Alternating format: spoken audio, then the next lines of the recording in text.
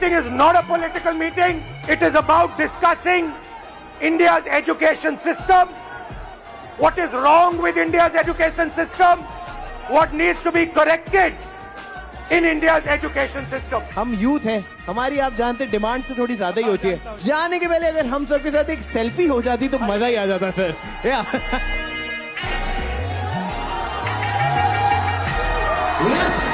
This is from the youth, a shake hand and a high five to you, sir. We love you. Thank you so much, sir. ये movement है, इसकी शुरुआत है। आप movement को join कीजिए।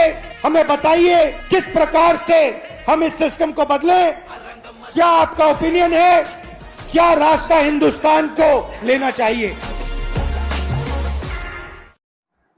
साथियों नमस्कार। साथियों, कहते हैं जब घर की नींव में ही दरार पड़ जाए तो महल कितना भी ऊंचा क्यों ना हो एक दिन ढह ही जाता है। और आज भारत की शिक्षा व्यवस्था को लेकर कुछ ऐसे ही सवाल उठ रहे हैं। जरा सोचिए, एक माँ बाप अपनी पूरी जिंदगी की कमाई अपनी उम्मीदों और अपने सपनों के लिए अपने बच्चों की पढ़ाई पर लगा देते हैं।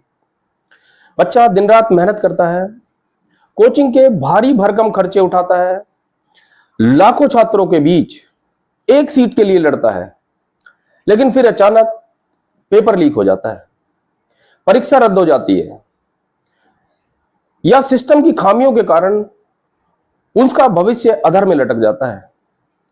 राजस्थान के कोटा से, जिसे भारत की कोचिंग की राजधानी कहा जाता है, राहुल गांधी ने इसी दर्द को आवाज देने की कोशिश की।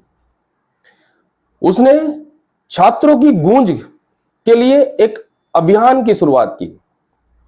हजारों छात्रों के बीच खड़े होकर राहुल गांधी ने दावा किया कि भारत की मौजूदा शिक्षा व्यवस्था अब अवसर देने वाली व्यवस्था नहीं है, बल्कि वसूली तंत्र बन चुकी है,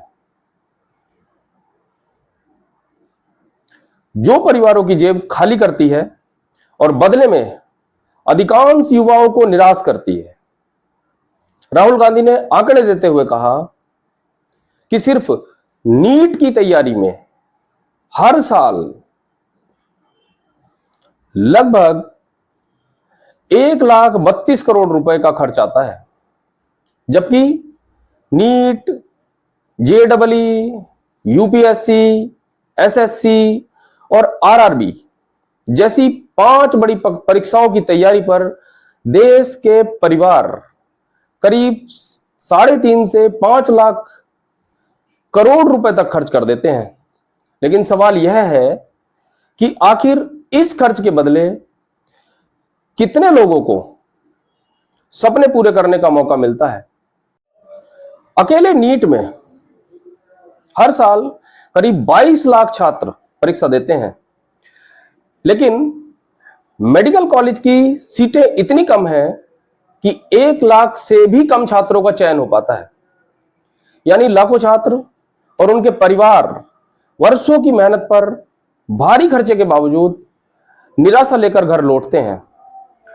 कोटा में एक मंच से राहुल गांधी ने सिर्फ आंकड़े नहीं रखे, बल्कि एक ऐसी कहानी सुनाई जिसने पूरे माहौल को भावुक कर दिया। उन्होंने नीट अभ्यर्थी आकांक्षा चतुर्वेदी का सुसाइड नोट दिखाया और उसकी आखिरी लाइन पढ़ी, सॉरी मम्मी पापा, मैंने सब कुछ बर्बाद कर दिया। राहुल गांधी ने कहा कि गलती न आकांक्षा की थी, न उसके मम्मी पापा की थी, बल्कि उस व्यवस्था की थी जो बच्चों को इतना दबाव देती है कि वे खुद को असफल मानने लगते हैं। इसी बीच देश में छात्र हत्याओं के आंकड़े भी चिंताजनक रूप से बढ़ रहे हैं। एनसीआरबी के अनुसार 2024 में लगभग 14,888 छात्रों ने सुसाइड किया, जो पिछले एक दशक में सबसे अधिकतम संख्या है। हाल ही में रीनीट के दबाव के बीच कई छात्रों द्वारा आत्महत्या की खबरों ने पूरे देश को झकझोर दिया है। राहुल गांधी का आरोप है कि बार बार होने वाले पेपर लीक, परीक्षा का कुप्रबंधन और बढ़ती बेरोजगारी ने युवाओं का भरोसा तोड़ दिया है। उन्होंने कहा, वर्तमान व्यवस्था बच्चों को सिर्फ डॉक्टर, इंजीनियर, सिविल सर्वेंट या कुछ चुनिंदा कैरियर की तरफ ही धकेलती है, जबकि करोड़ों युवाओं की दूसरी प्रतिभा और सपनों का कोई महत्व नहीं दिया जाता। हालांकि बीजेपी ने इस कार्यक्रम को राजनीति से प्रेरित बताया है और कहा है कि यह नौटंकी और कॉमेडी सर्कस है। बीजेपी नेताओं ने कहा है कि राहुल गांधी री-नीट से ठीक पहले छात्रों की भावनाओं को राजनीतिक रूप से उसका फायदा उठाने की कोशिश कर रहे हैं। लेकिन दूसरी तरफ कई छात्रों का कहना है कि चाहे वजह राजनीतिक हो या नहीं, कम से कम कोई तो उनकी समस्याओं को राष्ट्रीय स्तर पर उठा रहा है। अब बड़ा सवाल यही है कि क्या भारत की शिक्षा व्यवस्था वास्तव में युवाओं को अवसर दे रही है, या वह फिर एक ऐसी दौड़ बन चुकी है जिसमें लाखों लोग भागते हैं, लेकिन मंजिल सिर्फ कुछ गिने चुने लोगों को मिलती है। क्या पेपर लीक, बढ़ती फीस, कोचिंग संस्कृति और बेरोजगारी का यह चक्र टूट पाएगा? और क्या छात्रों की गूंज सिर्फ एक राजनीतिक अभियान बनकर रह जाएगी, या सिर्फ यह देश की शिक्षा व्यवस्था में किसी बड़े बदलाव की शुरुआत साबित होगी?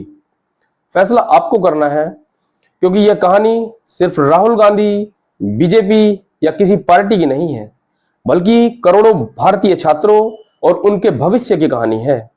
यदि आपको मेरा वीडियो विश्लेषण अच्छा लगा हो तो इसे लाइक करें, शेयर करें और मेरे चैनल को सब्सक्राइब जरूर करें। धन्यवाद।